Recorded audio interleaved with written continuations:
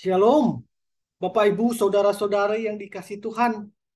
Senang sekali kita boleh dengar-dengaran akan firman Tuhan pada pagi hari ini. Sebelumnya kita bersatu dalam doa. Bapa yang bertelah kerajaan surga, terima kasih Bapak untuk penyertaan-Mu, perlindungan-Mu buat kami. Hingga kami boleh bangun di pagi hari ini. Untuk itu Tuhan, datanglah Engkau Bapa, beracarlah Engkau seluas-luas di dalam hati kami. Agar kami mendapatkan reman daripada-Mu, firman-Mu itu Bapa. Dan menjadi panutan, menjadi suluh buat kami. Berbicaralah Bapa, kami siap untuk mendengarkan. Di dalam nama Tuhan Yesus Kristus. Amin. Bapak Ibu yang dikasih Tuhan, judul kita pada pagi hari ini adalah melayani. Landasan firman Tuhan diambil dari satu kitab, yaitu dari Matius 10 ayat 42. Dan barang siapa memberi air sejuk secangkir saja pun kepada salah seorang yang kecil ini, karena ia muridku, aku berkata kepadamu, sesungguhnya ia tidak akan kehilangan upahnya daripadanya. Matius 10 ayat 42. Bapak Ibu yang dikasih Tuhan, hidup adalah pelayanan. Meskipun setiap orang memiliki pengalaman-pengalaman yang berbeda dan memiliki panggilan yang berbeda, Tuhan memiliki tujuan yang sama kepada setiap orang yang terpanggil mengasihi Dia. Kerinduan Tuhan adalah agar setiap orang dapat terus berjalan bersama Dia dalam iman, bertumbuh dalam pengharapan, dan berbuah dalam iman. Bagaimana kita meresponi panggilan Tuhan? Yaitu dengan membangun hubungan yang intim setiap hari. Iya, setiap hari bersama Dia dan berjalan serta bertumbuh dalam Dia. Itulah sesungguhnya pelayanan kita. Hanya kadang-kadang kita tidak pernah berpikir bahwa Tuhan menyukai hal-hal yang biasa dan sederhana dari pelayanan kita. Dengan sekitar kita, dengan orang-orang sekitar kita. Kita memiliki pandangan yang salah tentang pelayanan. Kita menganggap pelayanan adalah sebuah karier dengan menuntut ilmu teologi, baru bisa melayani. Padahal pelayanan yang sederhana dimulai dari cara hidup kita saja, yang mencerminkan kasih dan anugerah Tuhan kepada sesama. Bukan melulu bukan melulu dengan KKR, bukan melulu dengan ibadah-ibadah yang besar,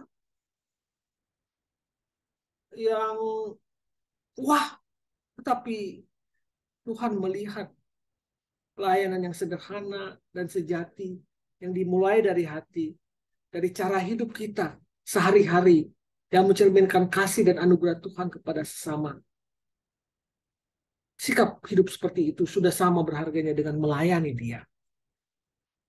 Bapak Ibu yang dikasih Tuhan, saya mendapatkan cerita dari seorang bapak, di mana bapak ini mempunyai perjalanan dinas ke suatu daerah. Dan dia menginap di satu hotel yang cukup baik di tempat dinasnya.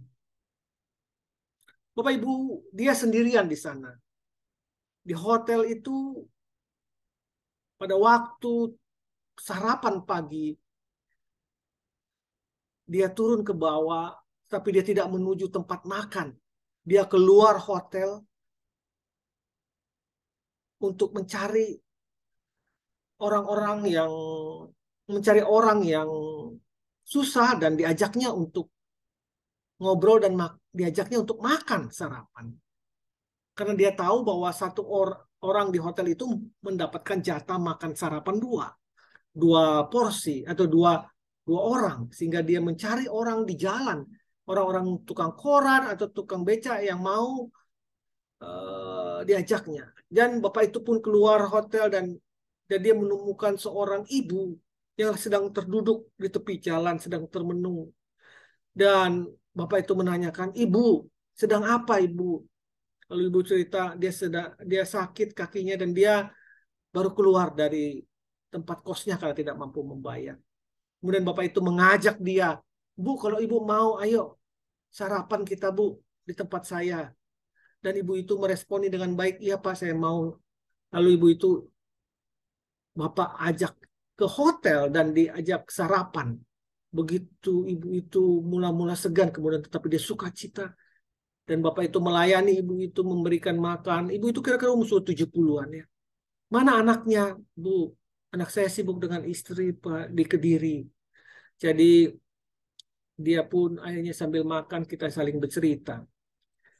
Begitu senangnya ibu itu, dan bapak itu pun berkata, "Bu, saya puji Tuhan saya ada sedikit uang. Kiranya ini bisa membantu ibu untuk membayar kos." Begitu mendengar puji Tuhan, ibu itu berkata, "Bapak orang Kristen ya? Saya Pantai Kosta, Pak. Terima kasih Gusti Yesus.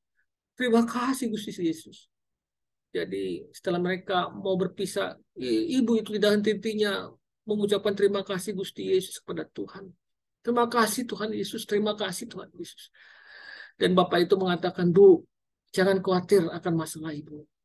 Ibu boleh punya sakit gula, ibu boleh tidak punya ongkos untuk kos-kosan ibu. Tetapi Tuhan bisa mengirimkan saya untuk menolong ibu. Dan Tuhan pun mampu untuk menolong ibu melalui orang-orang lain." Ketika kita berpisah, Bapak itu melanjutkan makan paginya. Apa ibu yang dikasih Tuhan? Bukankah itu pelayanan? Pelayanan yang melalui sikap hidup kita. Yang kita bisa dapat temukan sehari-hari. Anda juga bisa melakukan itu.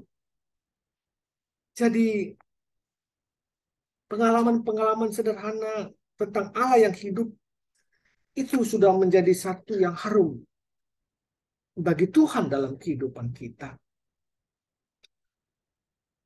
Jadi ya, untuk hidup ini, rumah kita harus ingat sesungguhnya adalah di surga. Dunia hanya persinggahan sementara, tempat kita melatih jiwa kita. Jadi selagi kita hidup di dunia ini yang sementara ini, kita menggunakan kesempatan yang ada untuk melakukannya menjadi berkat buat orang lain. Kita layaknya seorang musafir, seorang pengembara yang tidak terikat dari suatu tempat, tidak melekat pada suatu milik karena menyadari bahwa semua itu akan ditinggalkan kita. Kita harus menolak cara-cara orang fasik dan mulai hidup menurut standar-standar Allah. Marilah kita mengabdikan diri kita pada jalan-jalan Tuhan dan bersaksi tentang Injil Kristus melalui perbuatan kita kepada orang lain, supaya orang lain boleh diselamatkan. Karena setiap kita adalah perpanjangan tangan Tuhan. Selamat pagi, selamat berkarya, selamat melayani Tuhan melalui hidupmu. Tuhan Yesus memberkati. Amin. Amin.